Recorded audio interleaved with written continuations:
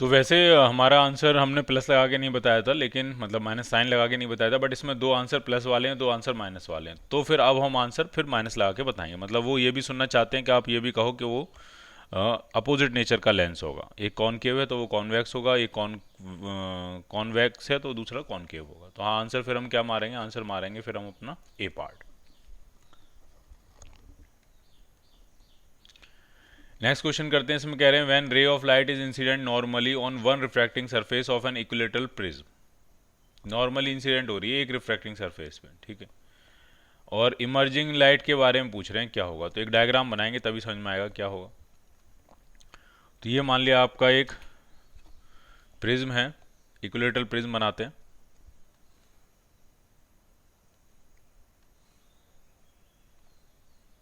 और लाइट रे एक सरफेस पे नॉर्मली इंसिडेंट हो रही है, इस तरह से नॉर्मली आ रही है। तो जब ये सेकंड सरफेस पे पहुंचेगी तो इसका जो एंगल ऑफ इंसिडेंस है वो 60 डिग्री बन जाएगा। क्यों? क्योंकि एंगल ऑफ प्रिज्म दिया है आपको 60 डिग्री, और एंगल ऑफ प्रिज्म का जो वो होता है, एंगल ऑफ प्रिज्म जो होता है वो R1 R2 के सम के बराबर होता है। अब इसमें आई और R1 तो जीरो हैं, तो R2 he angle of prism के बराबर होगा, वरना कोई ऐसे भी कह सकता है ये 60 है, ये 90 है, ये 30 होगा, तो ये 60 हो जाएगा। ठीक, अब हमें ये देखना है कि होगा क्या, कि TIR होगा नहीं होगा, इमर्ज करेगी नहीं करेगी, क्या होगा। ठीक है, तो अगर मैं इसका म्यू कैलकुलेट करूं कि इसके लिए TIR होने के लिए म्यू कितना होना चाहिए, ठीक है, तो 1 या साइन थीटा सी या sine 60 degree is equal to 1 by mu, ये बनेगा। साइन 60 कितना होता है, √3/2, तो जो म्यू आपका आ जाएगा, म्यू आपका आ जाएगा 2/√3, और 2/√3 जो होगा वो आपका 1.5 से तो कम ही होगा। ठीक है, 1.5 से तो क्या होगा, कम ही होगा, जबकि इसमें क्या दिया है, उन्होंने दिया 1.5 दिया है। इसका मतलब ये जो रिफ्रैक्टिव इंडेक्स दिया है आपको, जो रिफ्रैक्टिव इंडेक्स दिया 1.5, ये 2/√3 से बड़ा है, और जब ये 2/√3 से बड़ा है तो इसका मतलब ये है कि लाइट रे का TIR होगा ही होगा। तो इसका आंसर बनेगा डी पार्ट। एक बार चाहो तो कैलकुलेट करके देख सकते हो 2/√3 कितना होगा। तो 2/√3 की वैल्यू 1.7, तो अगर हम डिवाइड करेंगे 1.7 से तो पॉइंट हटाएंगे 17 हो जाएगा, इधर 20 हो जाएगा, तो 1 टाइम्स करेंगे 17 और ये आपका आ जाएगा 30, और पॉइंट लगाएंगे 30 हो जाएगा। तो ये 2 टाइम्स भी नहीं जा पा रहा है, 1.1 समथिंग बन रहा है, जबकि हमें 1.5 दिया, तो इसका मतलब उसका होगा TIR, और तो आंसर आपका जो बनेगा वो बनेगा डी पार्ट। सेकेंड सरफेस पे लाइट रे का TIR हो जाएगा।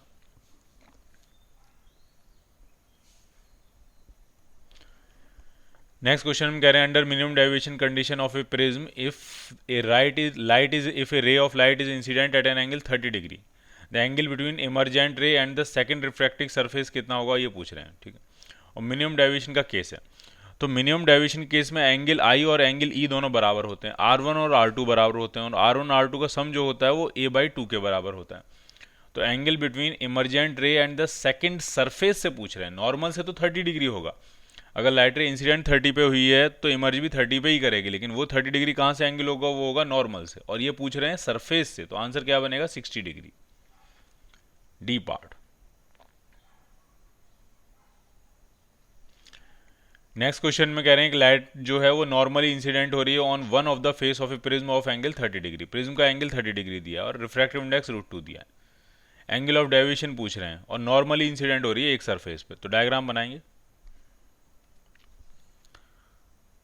तो ये मान लिया आपका प्रिज्म है,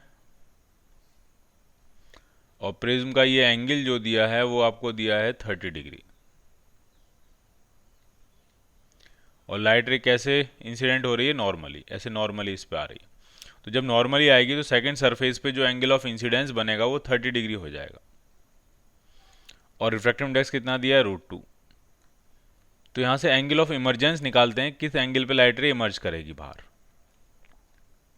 तो शायद 45 पे इमर्ज करेगी, कैलकुलेट कर लेते हैं, लेट्स से एंगल ई। तो हम लिखेंगे √2 times sine 30 is equal to 1 time sine E. Sine 30 की वैल्यू हाफ होती है, तो ये 1/√2 हो जाएगा। 1/√2 देख के कोई भी कह सकता है कि ई कितना हो जाएगा आपका, 45 डिग्री हो जाएगा, ये 45 डिग्री हो गया। तो एंगल ऑफ डेविएशन कितना होगा, आ रही थी 30 पे, जा रही 45 पे, तो 15 डिग्री का डेविएशन हो जाएगा। ठीक है, ई माइनस आर, 15 डिग्री का आपका क्या हो जाएगा, डेविएशन हो जाएगा। तो आपका आंसर बनेगा डी पार्ट।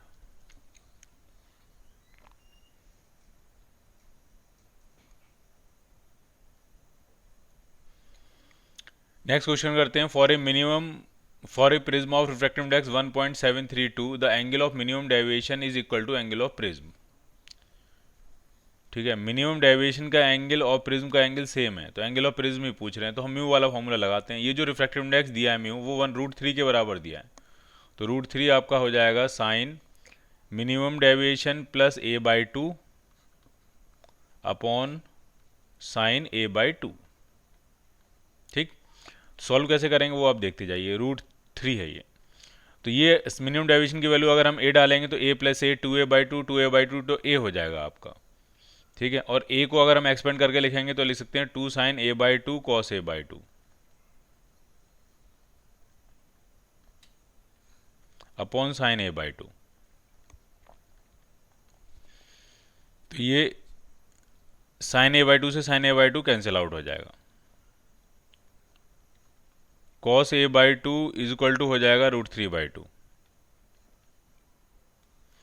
तो जो a/2 आपका आएगा वो आपका आ जाएगा 30 डिग्री, तो इसका मतलब एंगल ऑफ प्रिज्म कितना आ जाएगा आपका 60 degree. So your answer will be C part. अगले क्वेश्चन में कह रहे हैं when a glass prism of refracting angle 60 degree, तो ये रिफ्रैक्टिंग एंगल दिया है, इसका मतलब ये एंगल ऑफ प्रिज्म दिया है। और R1 R2 जब दिए होते हैं तो उनको कहते हैं internal refracting angles is emerge in a liquid it's minimum deviation is 30 degree. Glass prism को लिक्विड के अंदर डाला हुआ है और मिनिमम डेविएशन की वैल्यू है 30 degree. The critical angle of glass और मीडियम के बारे में पूछ रहे हैं कितना होगा। ठीक, तो मिनिमम डेविएशन का जो केस होता है वो आपका होता है 2i माइनस ए। तो यहाँ से एंगल ऑफ इंसिडेंस पता लग जाएगा आपको। मिनिमम या रिफ्रैक्टिव इंडेक्स ही निकाल देते हैं, रिफ्रैक्टिव इंडेक्स ही निकाल देते हैं, वो ज़्यादा सही है।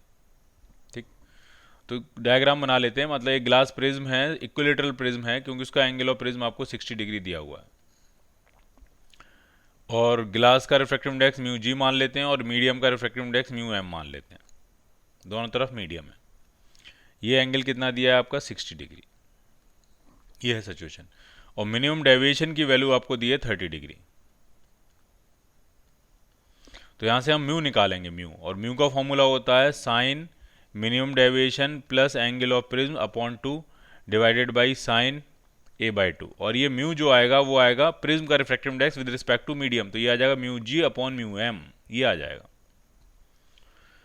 और इसको जब हम सॉल्व करेंगे तो क्रिटिकल रिफ्रैक्टिंग एंगल दिया है 60 डिग्री, मतलब ये वाला एंगल आपका 60 है, और एंगल ऑफ उल्टा कह दिया मैंने, एंगल ऑफ प्रिज्म 60 डिग्री दिया है, ए है 60 डिग्री, और मिनिमम डेविएशन 30, तो 60 प्लस 30 अपॉन 2 करेंगे तो ये साइन 45 हो जाएगा। और नीचे साइन 60/2 करेंगे तो साइन 30 हो जाएगा, और ये आपका √2 आ जाएगा। ये क्या आ जाएगा आपका √2 आ जाएगा। अब अगर √2 आ रहा है तो क्रिटिकल एंगल तो 45 डिग्री हो जाएगा, क्योंकि साइन थीटा सी जो होता है वो होता है रेयरर अपॉन डेंसर। रेयरर यहाँ मीडियम है और डेंसर यहाँ पे ग्लास है, तो ये आपका आ जाएगा 1/√2। तो क्रिटिकल एंगल जो थीटा सी आपका आ जाएगा वो 45 डिग्री आ जाएगा।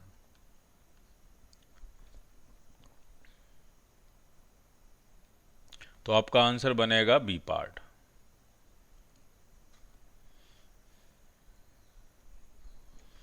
ए prism of refractive index m and angle a is placed in a minimum deviation position. Prism का रिफ्रैक्टिव इंडेक्स दिया है m और एंगल दिया है a, is placed in a minimum deviation position if the angle of minimum deviation is a। Prism का angle भी a है और मिनिमम डेविएशन भी a है। ठीक है, ये है सिचुएशन।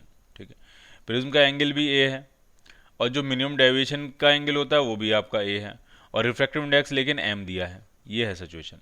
तो m की वैल्यू a के टर्म्स में, a की वैल्यू m के टर्म्स में वो पूछ रहे हैं। ठीक है, तो म्यू का फॉर्मूला लगाते हैं। म्यू इज इक्वल टू क्या होता है, तो वो होता है एक ही जैसे फॉर्मूले पे हैं सब, minimum deviation plus angle of prism upon 2 divided by sign of angle of prism upon 2।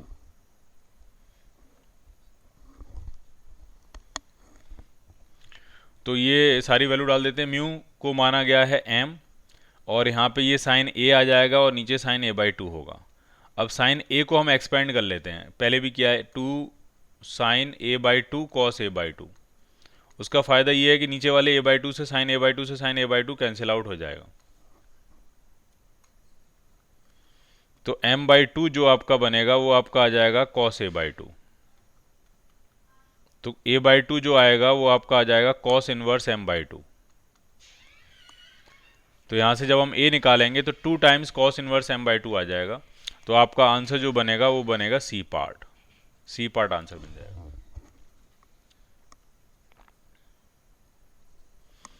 A prism of refractive index √2 has a refracting angle of 60 degree. At what angle a ray must be incident on it so that it suffer minimum deviation? Minimum deviation के लिए angle of incidence पूछ रहे हैं आपसे, कितना angle of incidence होना चाहिए। तो आपको रिफ्रैक्टिव इंडेक्स दिया हुआ है, आपको एंगल ऑफ प्रिज्म दिया हुआ है, रिफ्रैक्टिंग एंगल का मतलब एंगल ऑफ प्रिज्म दिया हुआ है। तो यहाँ से हम मिनिमम डेविएशन का एंगल निकाल लेते हैं, और फिर मिनिमम डेविएशन के एंगल को आप लिखना 2i - a। तो यहाँ से आप एंगल ऑफ इंसिडेंस फाइंड कर लोगे। तो ये आप खुद कर लेना, हो जाएगा बहुत आराम से, कोई मुश्किल नहीं है। ठीक है, रिफ्रैक्टिव इंडेक्स और एंगल ऑफ प्रिज्म की हेल्प से मिनिमम डेविएशन का एंगल निकालना है, और मिनिमम डेविएशन को लिखेंगे 2i - a, तो वहाँ से एंगल ऑफ इंसिडेंस मिल जाएगा आपको।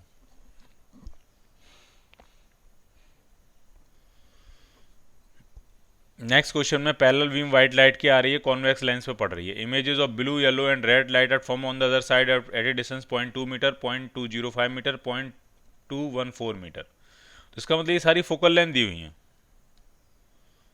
ठीक है, ये सारी क्या दी हुई हैं आपको? फोकल लेंथ दी हुई हैं, क्योंकि अगर ये लेंस है, ध्यान से देखना आप इस बात को,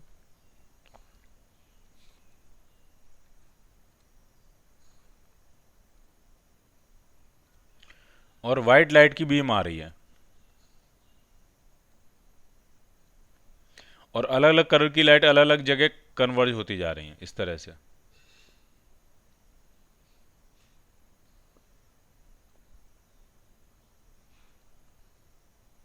इस तरह से तो सबसे पास जो कन्वर्ज हो रही है वो कौन सी लाइट है? ब्लू लाइट है। तो ये जो डिस्टेंस है ये फोकल लेंथ ब्लू की होगी। ठीक है, ये जो डिस्टेंस है, ये फोकल लेंथ किसकी होगी? ब्लू की होगी, फोकल लेंथ ऑफ ब्लू। फिर ये वाली जो डिस्टेंस है ये फोकल लेंथ किसकी होगी? येलो की होगी। इसी तरह से ये वाली जो डिस्टेंस है ये फोकल लेंथ किसकी होगी? रेड की होगी। तो ये तीनों चीज़ें आपको दी हुई हैं।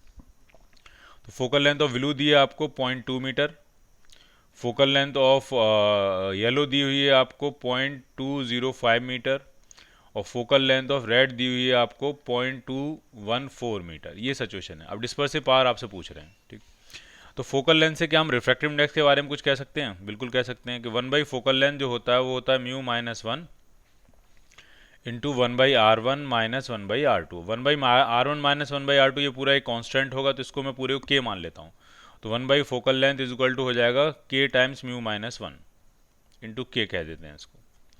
अब यहाँ से अगर म्यू निकालने की कोशिश करें, म्यू, क्योंकि हमें तो म्यू चाहिए, तो म्यू -1 जो आपका आएगा वो 1/f इंटू के आ जाएगा। तो जो म्यू आपका आएगा वो आ जाएगा 1 प्लस 1/f के। चलो अब ये वैल्यू डालने जा रहे हैं यहाँ पे। ठीक है, देखते जाना, यहाँ यहाँ लिखेंगे, इस तरफ यहाँ लिखेंगे। यहाँ पे डिस्पर्सिव पावर जो होती है वो हो जाएगी mu of violet minus mu of red upon mu of yellow -1। चलो वैल्यू डालेंगे। म्यू ऑफ वॉयलेट की जगह क्या लिखोगे? 1 + 1 अपॉन एफ वॉयलेट इंटू के, minus 1 + 1 upon F red into के, अपॉन म्यू वाई -1। तो म्यू वाई -1 की वैल्यू सीधे यहाँ से डाल सकते हो, ये वैल्यू। तो ये आ जाएगा 1/f वाई इंटू के, सीधे। तो इस 1 से ये वाला 1 क्या हो जाएगा? Cancel out. और ये k 1/k 1/k 1/k भी कैंसिल आउट हो जाएगा। तो जो आपका रिजल्ट बन रहा है वो इस तरह का बन रहा है, 1/fv minus 1/fr upon 1/f/। अब आपके पास ये तीनों वैल्यूज़ हैं। अब आपको आराम से डालना है। कैलकुलेशन थोड़ी सी टिपिकल रहेगी, लेकिन वो खुद ही करनी पड़ेगी आपको। सॉल्व कर लेना, आपको एक आंसर मिल जाएगा। तरीका, मेथड, प्रोसेस ये थी।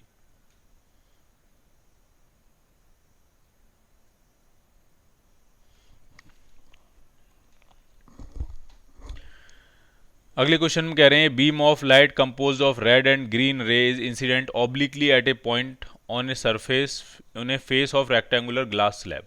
यानी इसमें सिचुएशन ये है कि एक ग्लास स्लैब है, रेक्टेंगुलर ग्लास स्लैब है ये। A beam of light composed of red and green rays incident obliquely at a point on a face of rectangular glass slab। एक रेक्टेंगुलर ग्लास स्लैब बनाते हैं, इस तरह की एक रेक्टेंगुलर ग्लास स्लैब है और उसमें बीम ऑफ, उसमें रेड और ग्रीन रे है, ठीक है। एक आ रही है मान लिया इस तरह से, इसमें रेड भी है और ग्रीन भी है, रेड कलर भी है और ग्रीन कलर भी। अब अपोजिट फेस पे होगा क्या, हमें ये समझना है इसमें। तो इसमें क्या होगा, सिचुएशन ये होगी कि ग्रीन का डेविएशन ज़्यादा होगा, रेड का डेविएशन कम होगा। मान लिया ऑप्टिकल नॉर्मल है, तो ग्रीन का रिफ्रैक्टिव इंडेक्स ज़्यादा होगा, ग्रीन का डेविएशन ज़्यादा होगा, और रेड का डेविएशन थोड़ा सा कम होगा। तो ये मान लिया है आपका ग्रीन और इसको मान लेते हैं रेड, इस तरह से दोनों अलग अलग हो जाएंगी, ठीक। लेकिन जब ये यहाँ से इमर्ज करेंगी, तो ये दोनों पैरेलल ही इमर्ज करेंगी।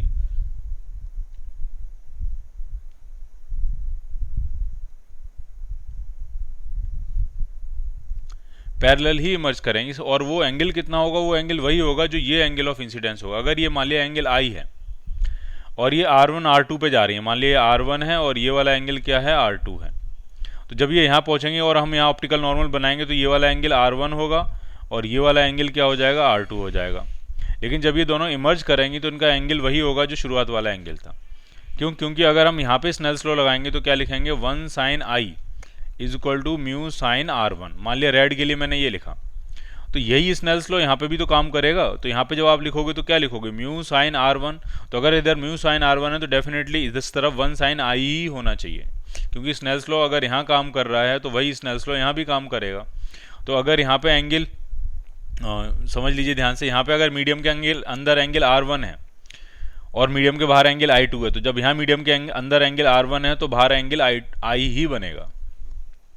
तो ये दोनों अलग अलग पॉइंट से निकलेंगी बट पैरेलल होंगी और उनका एंगल वही होगा जो शुरुआत वाला एंगल ऑफ इंसिडेंस होगा। तो they will emerge from 2 points in 2 parallel direction. So your answer will be B part answer बनेगा।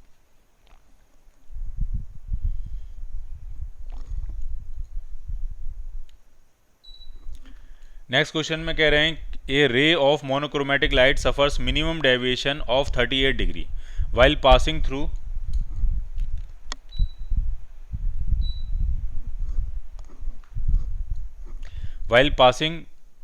Through a prism of refracting angle 60 degree. देखिए क्या क्या दिया है आपको, मिनिमम डेविएशन का एंगल दिया है, ठीक है। मिनिमम डेविएशन का एंगल दिया है, कितना दिया है मिनिमम डेविएशन का एंगल, 38 डिग्री। और रिफ्रैक्टिंग एंगल मतलब एंगल ऑफ प्रिज्म दिया, वो कितना दिया, वो दिया है 60 डिग्री। और रिफ्रैक्टिव इंडेक्स पूछ रहे हैं कि कितना होगा। तो रिफ्रैक्टिव इंडेक्स का जो फॉर्मूला बनेगा म्यू, वो आपका बनेगा sine of minimum deviation plus a/2 upon sine of a/2। Upon sine of a/2 करोगे तो साइन 30 की वैल्यू तो हो जाएगी हाफ। अब जरा इसको देखते हैं ये कितना होने वाला। तो ये 60 डिग्री, ये 38 है, तो ये 98 हो गया। 98 का आधा करोगे तो 49 हो जाएगा। तो ये साइन 49 डिग्री आ रहा है, अपॉन हाफ मतलब 2 हो जाएगा ये। अब साइन 49 की वैल्यू कितनी होगी, थोड़ा आइडिया लगाते हैं। 2 टाइम्स साइन 49, ये आंसर बनेगा। तो साइन 49 की वैल्यू तो नहीं है हमारे पास, 49 की वैल्यू तो नहीं है, लेकिन हमारे पास 45 की वैल्यू है और 53 की वैल्यू है। उसी के बीच में कहीं ना कहीं 49 होगा। 45 जो होता है वो √2 होता है, √1/√2 होगा। 1/√2 की वैल्यू होती है आपकी 0.7 के आसपास। और 53 साइन 53 जो होगा वो 4/5 होगा, उसकी वैल्यू 0.8 के आसपास हो जाएगी। अब 49 की वैल्यू इन्हीं के कहीं बीच में होगी, 0.7 और 0.8 के बीच में। यानी रिफ्रैक्टिव इंडेक्स की जो वैल्यू होगी अगर 2 से मल्टीप्लाई करेंगे तो 1.4 और 1.6 के बीच में आएगी। अब 1.4 और 1.6 के बीच में एक ही वैल्यू दी हुई है और वही फिर आपका आंसर बन जाएगा, और that will be 1.5 A part. ठीक है, तो कई बार हमें इस तरह से भी करना होता है, इस तरह से भी आइडिया लगाना पड़ जाता है कि क्या सिचुएशन बनेगी। नेक्स्ट क्वेश्चन में कह रहे हैं कि for a small angle prism, angle of prism A, the angle of minimum deviation delta varies with refractive index of prism as shown in a figure. ठीक है, तो ये डेविएशन है और ये रिफ्रैक्टिव इंडेक्स है, ये है सिचुएशन। ठीक, स्मॉल एंगल है, स्मॉल एंगल प्रिज्म है। तो स्मॉल एंगल प्रिज्म के लिए अगर हम मिनिमम डेविएशन की बात करेंगे तो मिनिमम डेविएशन आपका होगा 2i माइनस ए, तो जनरल फॉर्मूला है। ठीक, ये कौन सा फॉर्मूला है आपका? जनरल फॉर्मूला है। और म्यू के साथ कैसा कनेक्शन बनेगा? म्यू के साथ, ठीक है, तो आई को हम कनेक्ट कर सकते हैं, तो 1 sine I is equal to बनेगा म्यू साइन आर। आर कितना होगा? a by two, minimum deviation का केस है, और एंगल बहुत स्मॉल है तो i is equal to mu a by two हो जाएगा। तो अगर इसकी वैल्यू यहाँ डालेंगे तो mu minus 1 into A answer बनेगा, मिनिमम डेविएशन वाला केस ये बन जाएगा आपका। तो अगर आप इसको ध्यान से देखोगे तो y equal to M x minus c वाली इक्वेशन है ये। मिनिमम डेविएशन जो है वो y एक्सिस पे है, और ये जो म्यू है ये आपका x एक्सिस पे है। तो ये बन रहा है a इंटू म्यू, म्यू को हम x लिखेंगे माइनस ए। तो ये इक्वेशन जो है वो, तो ये जो आपकी इक्वेशन आ रही है ये y equal to M x minus c जैसी है। मिनिमम डेविएशन y एक्सिस पे है और x एक्सिस पे है रिफ्रैक्टिव इंडेक्स म्यू। ठीक है, अब P पॉइंट के बारे में पूछ रहे हैं। P पॉइंट जब हम इसका ग्राफ बनाएंगे तो नेगेटिव इंटरसेप्ट का ग्राफ इस तरह से ही बनेगा, इस तरह से। तो P पॉइंट क्या है? तो P पॉइंट वो रिफ्रैक्टिव इंडेक्स है जिसके लिए मिनिमम डेविएशन की वैल्यू हो जा रही है 0। तो मिनिमम डेविएशन की वैल्यू अगर आप 0 डालोगे तो रिफ्रैक्टिव इंडेक्स की वैल्यू 1 हो जाएगी। तो बिल्कुल सही कह रहे हैं, एट पॉइंट P पे रिफ्रैक्टिव इंडेक्स जो होगा वो 1 होगा। तो पहली बात एकदम सही है, m नहीं म्यू लिखना है यहाँ पे, म्यू इज इक्वल टू 1, एकदम ठीक कह रहे हैं वो। दूसरे में कह रहे हैं स्लोप किसके बराबर है? तो स्लोप तो भाई a बाई टू के बराबर नहीं है, स्लोप तो a के बराबर है। y is equal to M X, slope जो है वो a के बराबर, तो ये गलत हो गया। Slope of line, slope 2a के बराबर, ये भी गलत है। तो आंसर सिर्फ कौन सा बनेगा आपका? सिर्फ a पार्ट आंसर बनेगा। A graph is plotted between angle of deviation d and angle of incidence i।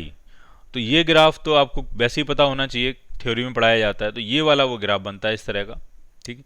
और मिनिमम डेविएशन वो होता है जिसपे एंगल ऑफ इंसिडेंस और एंगल ऑफ इमरजेंस बराबर होते हैं। तो नियरली करेक्ट ग्राफ जो होगा वो कौन सा बनेगा? वो ए पार्ट बनेगा।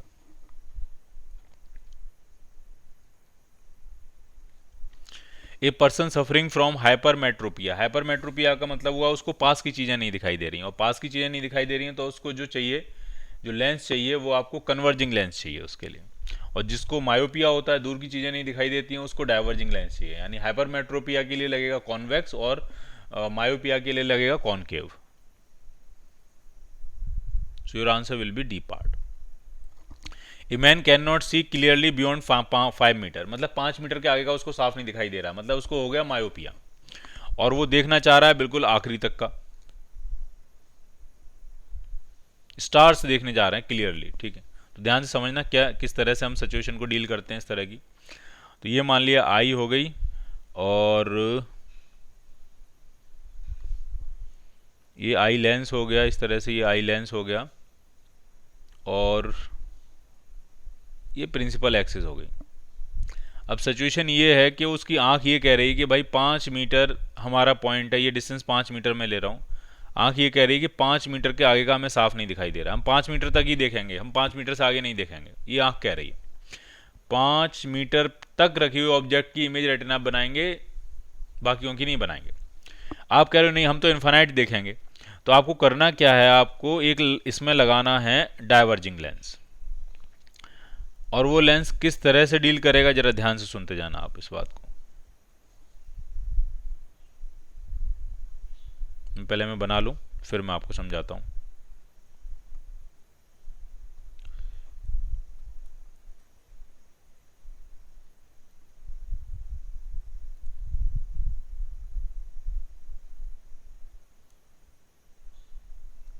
इस तरह से एक डाइवर्जिंग लेंस लगाना, और ये डाइवर्जिंग लेंस क्या गेम खेलेगा वो समझना। आप चाहते हो इन्फानाइट तक का देखना, तो इन्फानाइट से तो लाइट रेज पैरेलल आएंगी, इन्फानाइट से लाइट रेज कैसे आएंगी? पैरेलल।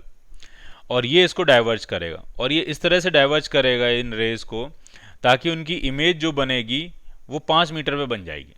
और फिर आंख से कहेगा लो इसकी इमेज मैंने 5 मीटर बना दी और 5 मीटर पे तक तो तुम देख ही सकते हो, तो इसको देख लो। ये तरीका होता है। लॉजिक फिर से सुनना, लॉजिक क्या है इसमें, फिर से आपको समझा रहा हूँ लॉजिक क्या है। आई का लेंस जो है उसमें कुछ डिफेक्ट हो गया और वो 5 मीटर तक का ही देख पा रहा है, 5 मीटर से आगे का नहीं देख पा रहा है, और हम चाहते हैं इन्फानाइट तक का देखना। तो हमारा तरीका ये होगा, हम इस तरह का लेंस लगाएंगे जो इन्फानाइट पर रखे हुए ऑब्जेक्ट की इमेज 5 मीटर पे बना दे, और 5 मीटर पे जब इमेज बन जाएगी तो आँख का लेंस 5 मीटर तक तो देखने में सक्सेसफुल है ही, तो 5 मीटर वो देख लेगा। ठीक है, ये बात क्लियर है आपको? ठीक है, तो ये लाइट रे पैरेलल आ रही है और इसने डाइवर्ज किया और ये 5 मीटर पे इमेज बनाएगा। ठीक है, तो इसका मतलब ये जो लेंस है आपका, वो इन्फानाइट की इमेज 5 मीटर बना रहा है, तो सीधी सी बात है इसकी फोकल लेंथ 5 मीटर ही होगी। तो हमको एक डाइवर्जिंग लेंस लगाना है, एक कॉन्केव लेंस लगाना है जिसकी फोकल लेंथ कितनी होनी चाहिए, 5 मीटर्स। तो ये इसका आंसर बन जाएगा।